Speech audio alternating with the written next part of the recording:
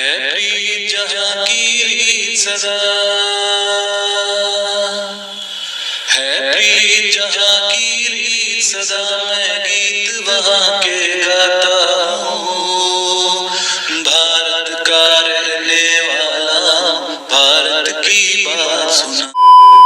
हाँ, तो जैसे अभी जैसे फाउंडेशन कोर्स की बात करें तो फाउंडेशन कोर्स काफ़ी हैपनिंग होता है। उसमें क्लासेस भी कई सारी होती हैं और कल्चरल एक्टिविटीज़ भी कई सारी होती हैं। तो जैसे क्लासेस नॉर्मली 5 से 6 क्लासेस होती हैं, डिपेंडिंग अपॉन की या तो 1 घंटे की क्लास होगी या 50 मिनट की क्लास होगी। बीच में टी ब्रेक्स वगैरह होते रहते हैं और फिर लंच ब्रेक वगैरह होता है। तो इस तरीके से 5 से 6 क्लासेस होती हैं और हफ्ते में 5 दिन क्लासेस होती हैं। और उसके बाद फिर जैसे फाउंडेशन कोर्स में ऐसा होता था कि हर वीकेंड पे ट्रैक ऑर्गेनाइज होता था, तो 5 से 10 किलोमीटर के ट्रैक कराए जाते थे। इनको हम कहते थे कंडीशनिंग ट्रैक, क्योंकि आगे चल के ही फाउंडेशन में हिमालयन ट्रैक होता है जो कि इसका बिगर वर्जन होता है।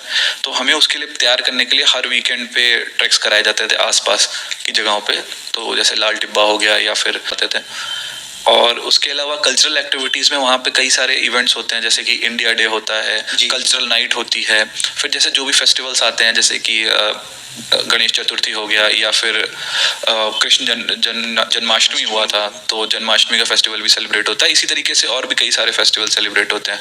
फिर जैसे रीजनल फेस्टिवल्स लोग सेलिब्रेट करते हैं, जैसे साउथ में ओनम वगैरह होता है, तो वो भी सेलिब्रेट होता है। वहाँ के लोग अपने आप से सेलिब्रेट करते हैं जिसमें सब लोग इन्वाइटेड होते हैं और वहाँ परफॉर्मेंसेज होती हैं। उसी तरीके से वन एक्ट प्ले होता है कि जिसमें जैसे आपने लबासना में सुना होगा कि हाउसेस बने हुए हैं। पिछले कुछ साल से हाउस का कंसेप्ट आ गया।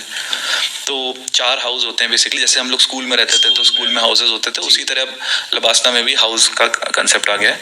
तो उसमें जैसे कि 4 हाउसेस में अलग अलग मतलब हिमालयन रेंजेस के नाम पे 4 हाउस डिफाइन कर दिए कलर वाइज, कि जैसे कि कंचनजंगा हो गया, नमचा बरवा, स्टॉक कांगरी और इसी तरीके से और नंदा देवी। तो ये 4 हाउसेस हैं 4 कलर्स के। तो इनके बीच में इंटर हाउस कंपटीशन होते हैं। स्पोर्ट्स डे होता है जहाँ पे इंटर हाउस कॉम्पिटिशन्स होते हैं और हाउस को जीतना हारना प्राइज। तो इससे जो है क्या होता है कि पूरा फाउंडेशन कोर्स काफ़ी हैपनिंग रहता है, कुछ ना कुछ होता रहता है। क्लासेस तो होती हैं, तो क्लासेस में जैसे कि सीनियर ऑफिसर्स आते हैं, एनजीओ वर्कर्स आते हैं, फिर उसके बाद जो प्रोमिनेंट पर्सनैलिटीज जैसे कि कैलाश सत्यार्थी जी आए थे, और भी इसी तरीके के क्रिकेट प्लेयर्स जिन्होंने भी अपनी अपनी फील्ड्स में अच्छे अचीवमेंट्स किए हैं, वो सब आते हैं, सिखाते हैं कि किस तरीके से उन्होंने क्या किया, किस तरीके से हम उनसे सीख सकते हैं लीडरशिप क्वालिटीज़। तो पे भी रहता था। तो जो भी कल्चरल इवेंट होता था, जैसे कि वहाँ पे कल्चरल नाइट्स होती रहती हैं, तो उनमें सिंगिंग परफॉर्मेंस, उनमें गिटार बजाना। फिर उसके बाद मैंने वहाँ पे कल्चरल प्रोग्राम ऑफर किए जाते हैं कोर्सेज, तो आप कोई इंस्ट्रूमेंट सीख सकते हैं। तो मैंने फ्लूट सीखने का डाल दिया था। अच्छा। कि मैं फ्लूट सीखूंगा। उसी तरह लोग अलग अलग इंस्ट्रूमेंट जैसे ड्रम्स हो गया, कीबोर्ड्स हो गया, गिटार हो गया, अलग अलग इंस्ट्रूमेंट सीख सकते हैं। उसी के साथ और एक्टिविटीज़ भी ऑफर होती हैं, जैसे कुकिंग, बेकिंग और उसके बाद पॉटरी। तो इस तरीके की बहुत सारी पेंटिंग, ये सारी एक्टिविटीज़ ऑफर करी जाती हैं। तो मुझे कल्चरल में म्यूज़िक में इंटरेस्ट था, तो मैंने मतलब सिंगिंग में बहुत फ्रिक्वेंटली करता रहता था, गिटार बजाना, और मैंने फ्लूट सीखना भी स्टार्ट कर दिया था। तो ये मैं करता रहता था। सिंगिंग की बात आई, कुछ सुना सकते हैं? बिल्कुल सुना सकते हैं। मतलब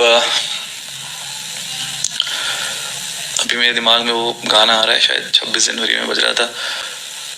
है प्रीत जहाँ की रीत सदा,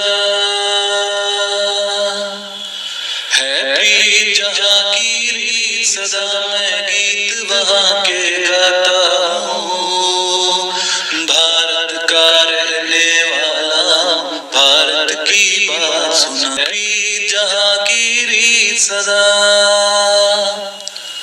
तो ये गाना मैंने गाया भी था।